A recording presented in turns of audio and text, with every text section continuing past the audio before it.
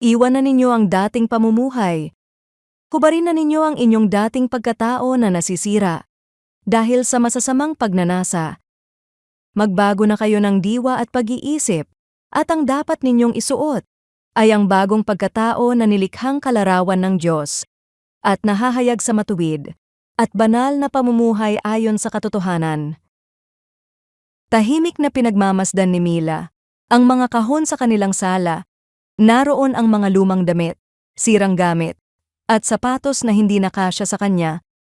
Nagsimula silang magligpit ng kalat bilang pamilya, pero hindi niya akalaing magiging mahirap ang magbitiw.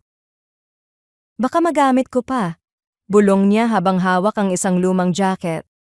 Napansin siya ng anak niyang si Nathan. Ma, kung hindi nakasya, baka panahon na para pakawalan. Pagkatapos ng ilang sandali ng pag-iisa, napagtanto ni Mila na hindi lang pala mga gamit ang mahirap pakawalan. May mga damdamin at ugaling bumabalik katulad ng mga insecurities, inggit, at sama ng loob na akala niya'y iniwan na niya noong magtiwala siya kay Jesus. Sa Efeso 4 na sinasabihan tayo ni Pablo na iwan ang lumang pagkatao at tanggapin ang bago, isang bagong buhay na hinubog sa katuwiran at kabanalan ng Diyos.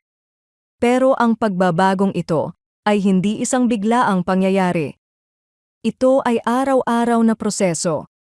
Isang desisyong isuko kay Kristo ang ating mga kinikimkim, kinakapitan, at pinanghahawakan pa rin. Nagdasal si Mila ng gabing iyon, Panginoon, tulungan mo akong huwag nang balikan ang mga bagay na pinalaya mo na ako. Ang totoo, hindi madaling bitawan ang dating pamumuhay, lalo na kung naging parte na ito ng ating pagkatao.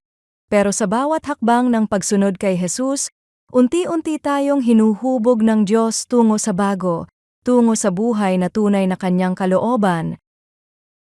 May mga ugali ba o damdamin na ipinapakita ng Diyos sa iyo na panahon na para iyong isuko? Panginoon, salamat sa biyayang bumabago sa akin araw-araw. Tulungan niyo po akong bitawan ang luma at yakapin ang bago, ang buhay na sumasalamin sa inyong kabanalan at pag-ibig. Sa pangalan ni Jesus, Amen.